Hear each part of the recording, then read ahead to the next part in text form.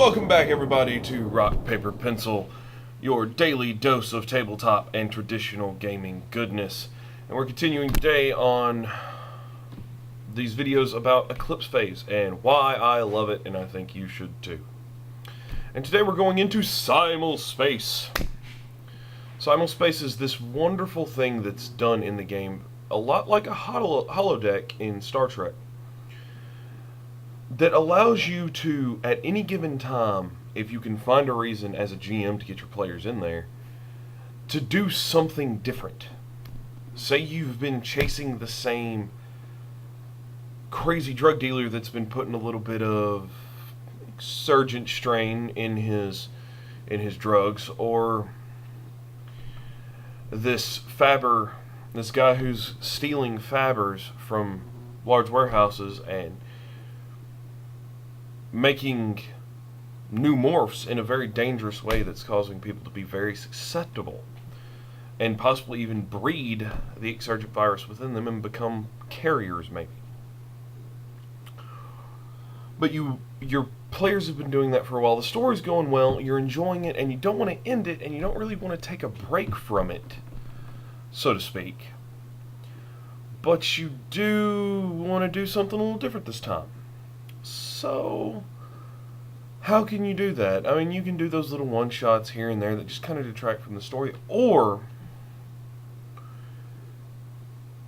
you can give them a reason to go into Simulspace. And Simulspace can be handled for any number of reasons. You can use Simulspace to, in VR, explore the mesh. You can use Simulspace to relive through some XPs, which are experience playbacks, which are another thing that's in the game. You can use Simulspace to, for a session or two, they're no longer sci-fi, to keep using the example, sci-fi space truckers. This time they are a knight, a sorceress, an archer. And all you've got to do is translate some of those skills into how they would affect and work in Simulspace. You could even say, well, for this session we're going back and playing, in this example of Simulspace, the program that you're running through is actually an old video game. Take your chance to put them into something like Sleeping Dogs, or Grand Theft Auto 4, or Dragon's Dogma, or Skyrim, or Fallout even. Or you can use it to take your characters, and this does require a little bit more work on the GM's part, but for a session you're playing a totally different game.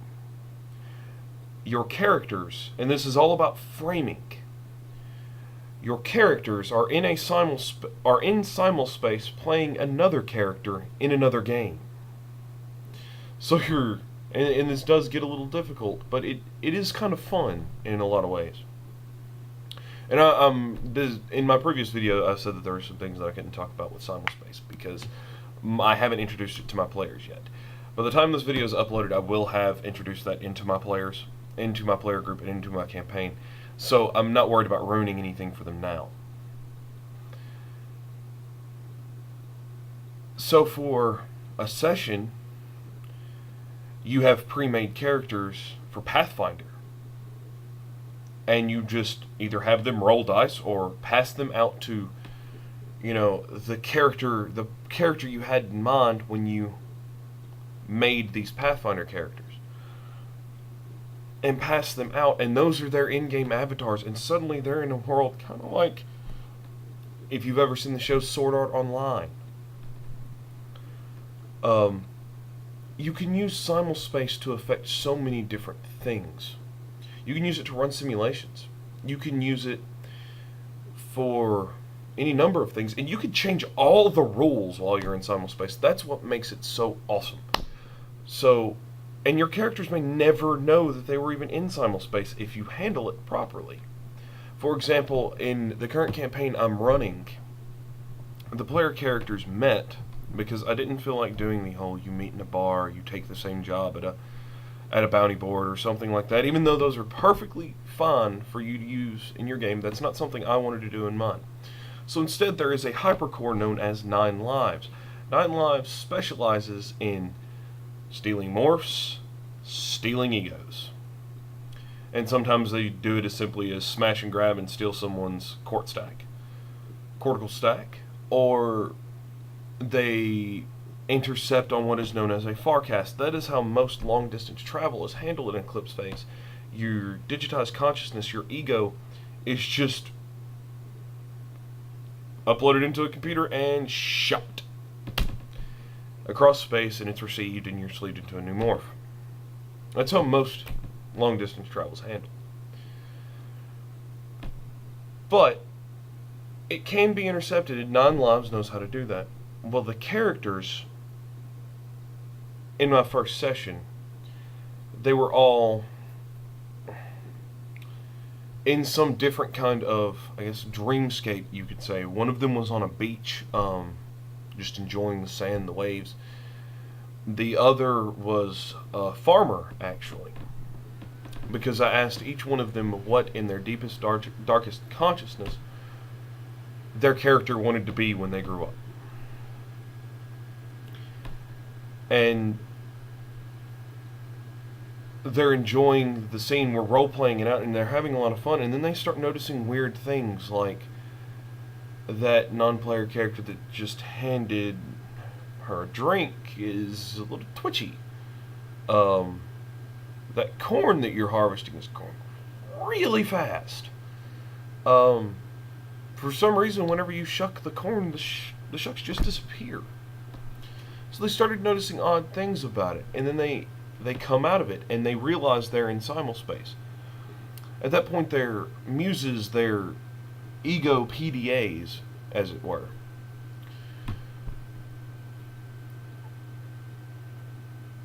come around and are actively attempting to hack into the Simulspace to bring the characters' egos out. And eventually they succeed. And the characters are infomorphs. They have no morph. They're not in a body. They were stuck in Simulspace. Nine Lives was planning on selling them off to the highest bidder. And through some hacking and mesh work, which mesh is just another word for the internet, it's a massive super internet in Eclipse phase. And so through the mesh, they find some bodies on this Nine Lives intercepting station. They find a couple of morphs, and at that point we were playtesting the stuff from Transhuman, and there is a random morph generation chart, and so I just randomly rolled each one of the morph, which I think handled pretty well. And once they're sleeved and they realize what's going on, they realize that they're the only two there. Anyone that was supposed to be operating the station, doesn't seem like anyone's been there. The station is very derelict. It's very bad.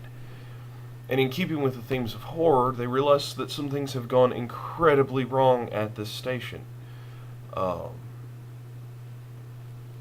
that was an introductory, I guess you could say, adventure scenario using Simulspace.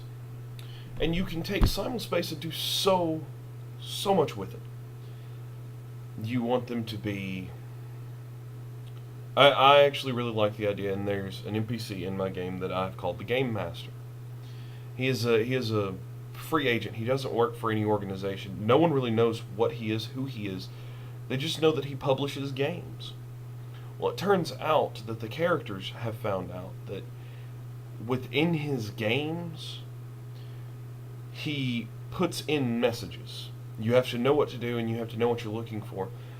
But he is actively hunting the exurgent virus, and the way he gets his messages out there and his information out there is through games. So, for one session, I've had them play a high fantasy game where they've had to take down the great necromancer, and in taking him down, they find on his corpse a scroll.